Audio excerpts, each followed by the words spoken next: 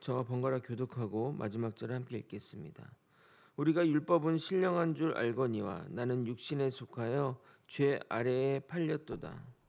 내가 행하는 것을 내가 알지 못하노니 곧 내가 원하는 것은 행하지 아니하고 도리어 미워하는 것을 행함이라.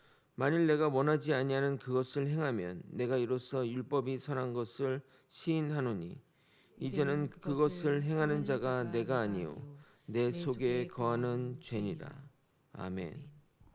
어제 설교 내용을 다시 정리해 드리도록 하겠습니다. 하나님이 우리에게 율법을 주신 목적은 죄가 무엇인지 깨달아 죄를 짓지 말라는 것이 첫 번째 목적이었습니다. 그러나 인간 모두 죄를 지음으로 죄의 결과로 다 죽게 된 것입니다. 이 또한 율법을 통해 알게 된 것입니다. 우리가 죽는다는 것을 깨닫게 되면 기본적으로 어떻게 해야 합니까? 살 방법을 찾으려고 하지 않겠습니까? 그 유일한 살 방법은 바로 예수 그리스도를 붙잡는 방법입니다. 그것 또한 율법을 통해 알게 된 것입니다. 그래서 사도 바울은 자신의 입장에서 율법을 평가하는 겁니다. 다시 로마서 7장 13절을 읽고 풀어드리도록 하겠습니다. 그런즉 선한 것이 내게 사망이 되었느냐? 그럴 수 없느니라.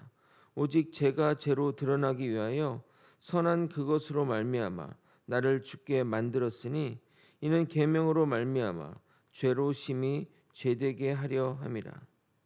선한 율법이 내게 사망이 되었는데 그것은 율법의 문제가 아니라 내가 죄를 지었으므로 나에게 기책 사유가 있는 것이다.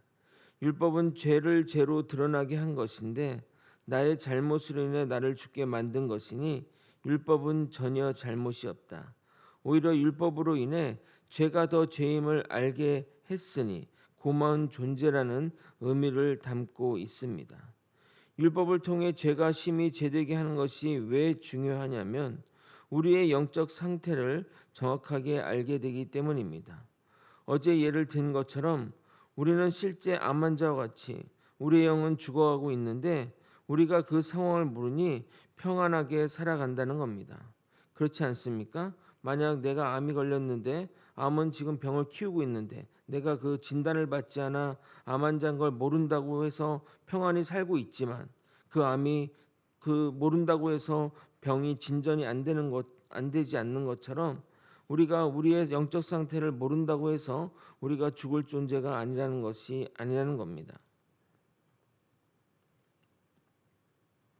만약 우리가 영안이 열려 앞으로 우리에게 닥칠 미래의 모습을 안다면 이렇게 불신으로 또는 어영부영 살아갈 사람은 아무도 없을 것입니다.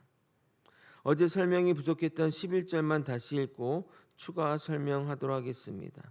11절을 읽어드리도록 하겠습니다. 제가 기회를 타서 계명으로 말미암아 나를 속이고 그것으로 나를 죽였는지라. 이것을 설명하기 가장 좋은 예는 뱀과 하와의 대화입니다. 뱀은 하와에게 접근합니다. 그 전에 하나님은 아담과 하와에게 선악과를 먹으면 반드시 죽는다고 하셨습니다.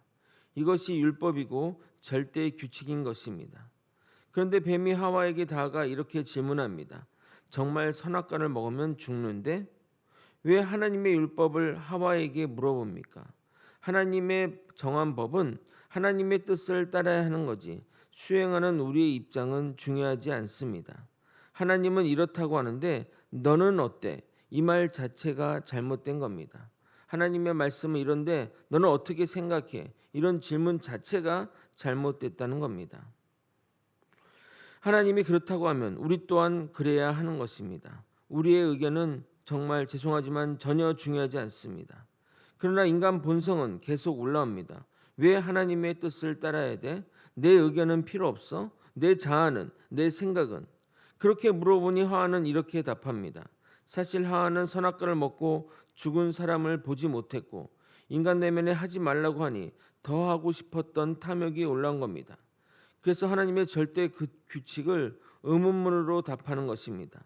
죽는다고 하는데 죽을지는 모르겠어.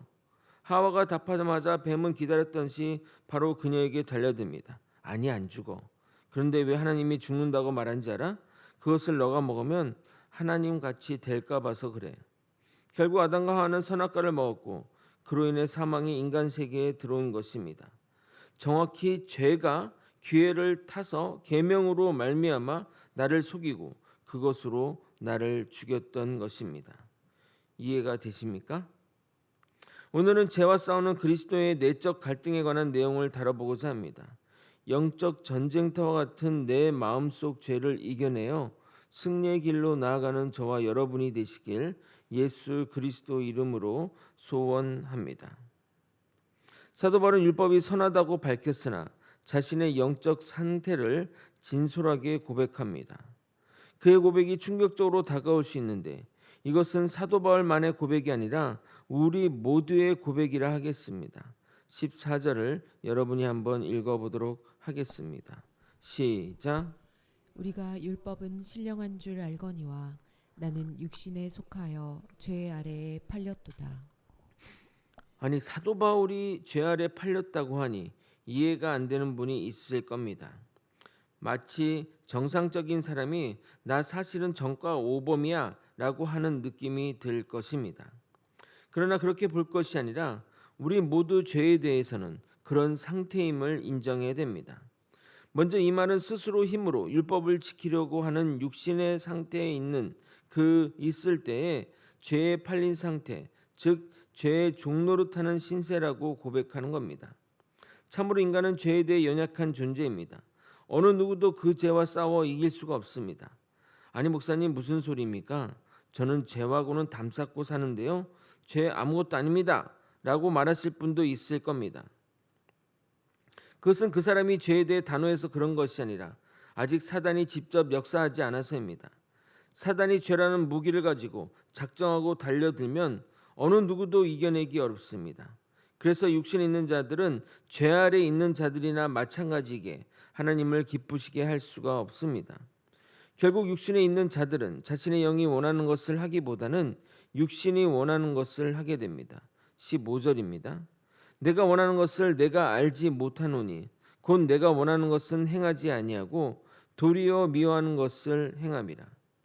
이것은 성화의 가정에 있는 자들에게 해당하는 이야기입니다. 사실 7장에 대해 학자들마다 의견이 둘로 확연하게 갈립니다. 무슨 말이냐면 이 고백하는 사도 바울이 거듭나기 전의 상황인지 아니면 성화의 과정 중에 있는 자신의 현재 상황인지 말입니다.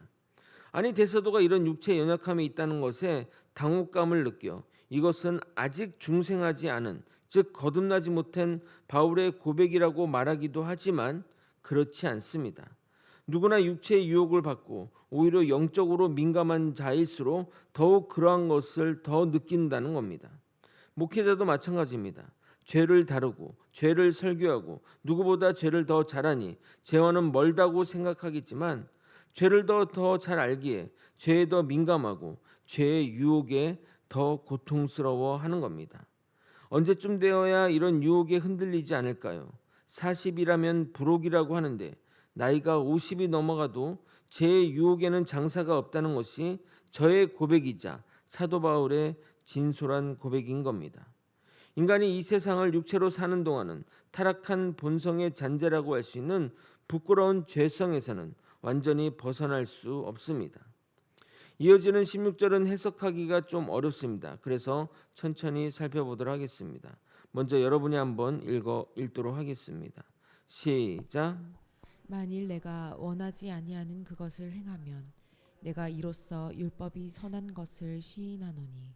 사도 바울은 육체에게 져서 죄를 짓고 난 후 그것을 기뻐하지 않고 미워하는 마음이 있습니다. 당연히 거듭났기 때문에 일어나는 마음의 반응입니다.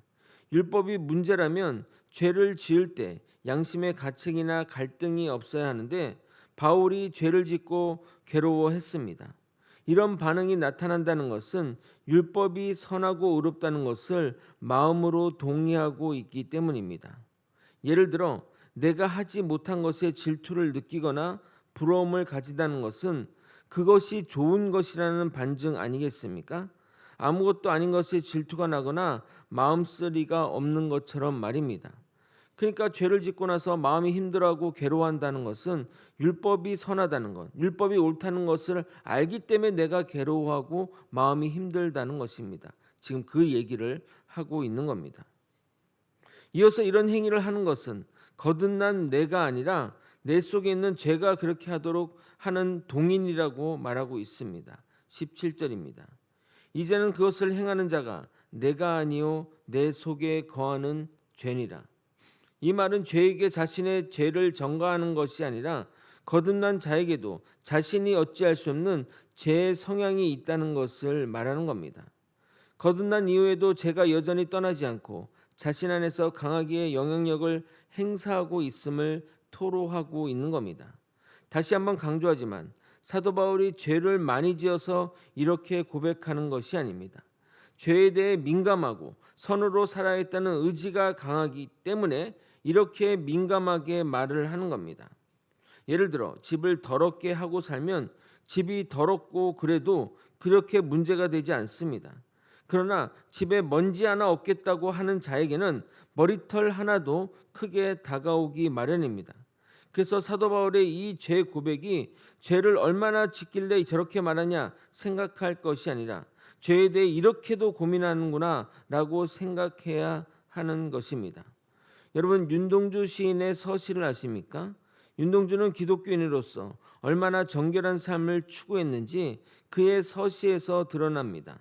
그는 그의 시에서 하늘을 우러러 한 점 부끄러움 없기를 입새에 이는 바람에도 나는 괴로워했다라고 고백하는 이유는 한 점도 부끄러움 없기를 다짐했기 때문에 그 잔잔한 입새에 부는 바람에도 괴로워했다고 고백하는 겁니다. 즉 죄에 민감한 자는 잎에 부는 바람에도 괴로워한다는 겁니다. 사도 바울의 마음의 상태가 그런 것임을 염두에 두고 읽어야 할 것입니다. 말씀을 정리하겠습니다. 우리가 주의 은혜로 거듭나게 되었으나 여전히 죄와 싸워야 한다는 사실을 잊어서는 안 됩니다. 거듭난 자 안에서도 육체에 거하는 동안은 죄와의 싸움은 필연적이라 하겠습니다. 그러나 죄와 싸운다는 것은 죄를 짓는 환경에 더 노출되었거나 또는 죄를 짓는 욕구가 강한 것이 아니라 죄에 더 민감하니 죄가 더 두드러지게 드러나는 것입니다. 마치 먼지 하나도 집안에 두지 않으려는 자에게 머리털 하나도 크게 다가오는 것처럼 말입니다. 반면 죄와 싸울 의지도 없고 죄에 대해 민감하지 않은 자들은 큰 죄나 그런 것들에 대해 전혀 심각하게 생각하지 않기에 죄를 죄로 여기지 않는 것이기에 오히려 죄로부터 자유롭게 여길 수 있습니다. 믿음이 성장할수록 죄는 더 가열차게 우리를 공격해 올 것입니다. 그때마다 성령님을 의지하여 죄를 이겨내는 우리가 되길 예수 그리스도 이름으로 축원드립니다. 아멘. 기도하시겠습니다. 하나님의 말씀을 따라 우리가 육체에 있는 동안은 연약한 존재임을 깨닫게 됩니다. 아버지여, 우리에게는 반드시 성령님이 필요하고 우리의 힘으로 이 죄를 이길 수 없음을 깨닫게 합니다. 오직 주 은혜로 이 모든 것들을 이겨내어 성령 안에 거하는 자, 은혜 안에 거하는 자가 될 수 있도록 역사하여 주시옵소서. 이 모든 것 우리 주 대신 예수 그리스도 이름으로 기도드리옵나이다.